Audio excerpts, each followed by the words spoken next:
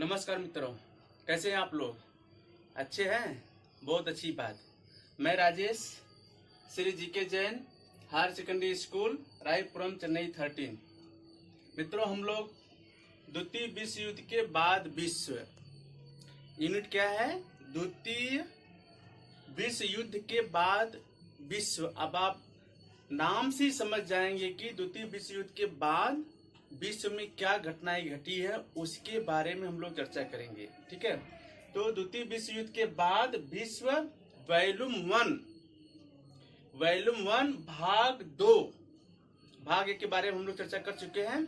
आज भाग 2 के में हम लोग शीत युद्ध, थर्मल नीति, मार्शल प्लान, नाटो, सीटो, वर्साव पैक्ट, सेंटो आदि मुख्य विषयों पर हम लोग आज चर्चा करेंगे। तो मित्रों, सबसे पहले हम लोग आते हैं शीत युद्ध। शीत युद्ध जैसे ही द्वितीय विश्व युद्ध 1945 में समाप्त हुआ, उसी समय 1945 में शीत युद्ध शुरू हो गया। तो शीत युद्ध है क्या? शीत युद्ध किसे कहते हैं, पहले उसको हम समझ लेते हैं। शीत युद्ध का मतलब होता है युद्ध के लिए तैयार होना, लेकिन युद्ध नहीं करना। युद्ध के लिए तैयार रहना, लेकिन युद्ध नहीं करना। लेकिन इसमें डर, भय, तनाव आदि प्रमुख रहता है। तो शीत युद्ध समझ में आया? शीत युद्ध के लिए तैयार रहना, लेकिन युद्ध नहीं होना, ये शीत युद्ध है। शीत युद्ध को हम ठंडा युद्ध या कोल्ड वार भी हम कह सकते हैं। तो द्वितीय विश्व युद्ध के बाद दो प्रमुख शक्तियां, एक अमेरिका और दूसरा रूस, ये पहले से उभरी हुई शक्तियां थी। तो द्वितीय विश्व युद्ध के बाद पराजित राष्ट्रों पर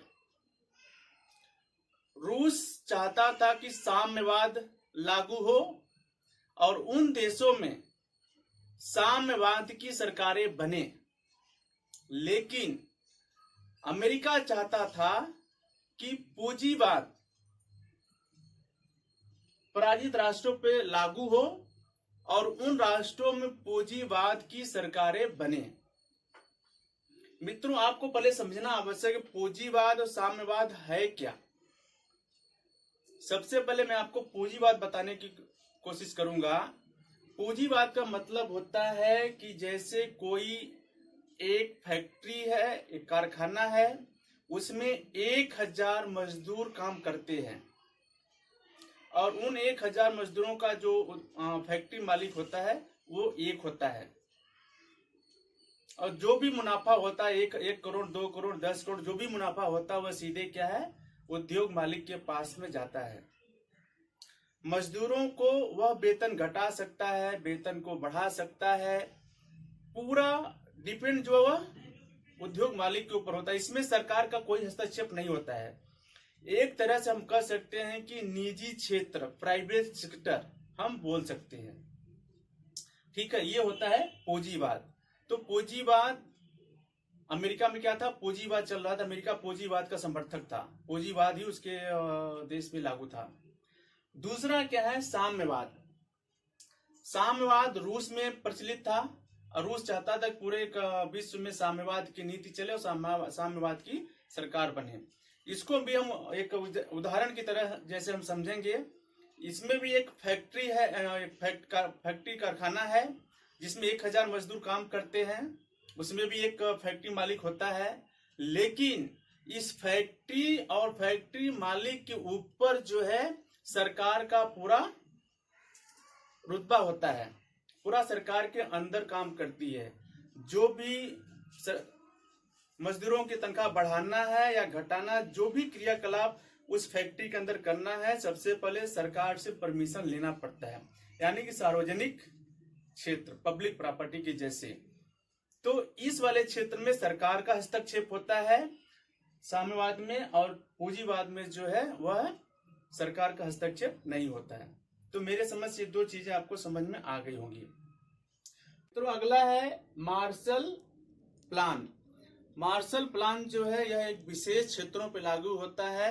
यह प्लान अमेरिका में प्रचलित था, जहां पे सरकार चाहती है यह एक विशेष क्षेत्रों में मार्शल प्लान लागू होता है। मार्शल प्लान अमेरिकी के सिक्योरिटी मार्शल एक व्यक्ति थे, उनके नाम पर यह प्लान लागू हुआ। ठीक है, इसके बाद हम लोग आते हैं नाटो। नाटो क्या है? North Atlantic territory organisation. North Atlantic territory organisation मतलब इसको हम हिंदी में क्या बोलेंगे? उत्तरी अटलांटिक संधि संगठन। इसको हम क्या बोलेंगे? उत्तरी अटलांटिक संधि संगठन। इसका स्थापना 4 अप्रैल 1949 को हुआ। कब हुआ? 4 अप्रैल 1949 को। यह यूरोप में लागू हुआ। इसमें 2017 तक कुल 29 देश थे। 29 देशों ने इसमें भाग लिया। यह अमेरिका के नेतृत्व में नाटो का संगठन किया गया। यह एक सैन्य संगठन है। इनमें हर देशों के सैनिक मंत्री, परिषद में जो मुख्य होते हैं वो लोग इसमें सम्मिलित होते हैं। इसमें यह नियम है कि यदि नाटो के किसी भी एक देश के ऊपर यदि कोई दूसरा राष्ट्र हमला करता है तो वह पूरे संगठन यानी पूरे नाटो पर हमला माना जाएगा। ठीक है, और इसमें जो मुख्य देश है Canada, Belgium, Denmark, France, Iceland, Italy, Luxembourg, Netherlands, Norway, पुर्तगाल, ब्रिटेन, ग्रीस, तुर्की, जर्मनी। जर्मनी 1955 में शामिल हुआ उसमें जाके। ठीक है मित्रों, अगला है SEATO, South East Atlantic territory organisation, अर्थात हिंदी में इसका अर्थ होगा दक्षिणी पूर्वी एशिया संधि संगठन। क्या होगा? दक्षिणी पूर्वी एशिया संधि संगठन। इसका निर्माण 1954 में अमेरिका के द्वारा किया गया था, और यह कहां किया गया? दक्षिणी पूर्वी एशिया में। नाटो को कहां किया गया था? यूरोप में, यूरोप के पश्चिमी भाग पर। और सीटो का कहां किया? दक्षिणी पूर्वी एशिया माने अमेरिका का ऐसा प्लान था कि विश्व में ऐसे ऐसे स्थानों पर सैन्य संगठन आयोजन का संगठन किया जाए, जिससे के कारण कि वहां पे रूस जो है अपने नीति का प्रभाव न फैला सके। ठीक है, तो सीटों में मुख्य रूप से जो देश शामिल थे US, France, England, New Zealand, Australia, Philippines, Thailand और पाकिस्तान। ठीक है, ये इसमें मुख्य रूप से देश शामिल थे। और इन दोनों के विरोध में सोवियत संघ ने भी एक प्रस्ताव रखा, वार्साव पैक्ट। यह नाटो और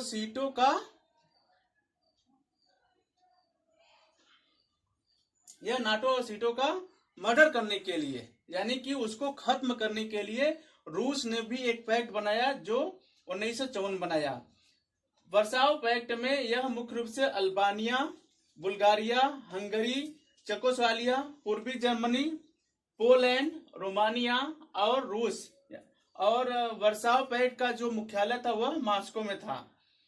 ये गठन तो 1954 में हुआ, लेकिन यह सक्रिय रूप से 14 मई 1955 को कार्य करना शुरू किया। यह अमेरिका की नीतियों के खिलाफ, अमेरिका का जो प्लान था नाटो और सीटो जो उन्होंने गठन किया था उसको ध्वस्त करने के लिए, उसके विरोध में रूस ने वार्साव पैक्ट का प्रस्ताव यहां पे रखा। अगला है CENTO, central east north territory organisation अर्थात सेंट्रल संधि संगठन। इसका दूसरा नाम बगदाद भी है, क्योंकि जब ईरान इस संगठन से जब बाहर हो गया तो इसको सिंटो नाम दे दिया गया, और जब इराक इसमें शामिल था उसका नाम क्या था, बगदाद संगठन था। ठीक है, इसमें जो था वह तुर्की, ईरान, ब्रिटेन, पाकिस्तान और इराक, इसका अंत जो हुआ सेंटो का वह 1979 में हुआ।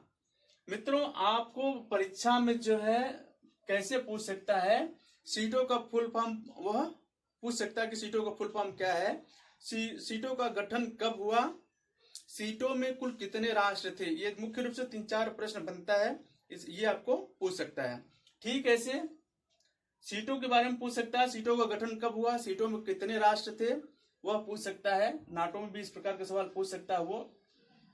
और सेम क्वेश्चन है वर्साव पैक्ट, वर्साव पैक्ट का संगठन कब हुआ, वर्साव पैक्ट किसने लागू किया, और वर्साव पैक्ट में मुख्य रूप से कौन कौन से देश शामिल थे। और सेंटो का भी इसी तरह, सेंटो का दूसरा संधि क्या है, बगदाद संधि है, और इसका गठन कब किया गया था, इसका अंत कब हुआ, इसके माध्यम से जो है इस प्रकार के क्वेश्चन आपको परीक्षा में पूछ सकता है। तो आज पार्ट 2 में हम लोगों ने इसके बारे में विस्तार पूर्वक चर्चा की, जानकारी ली है।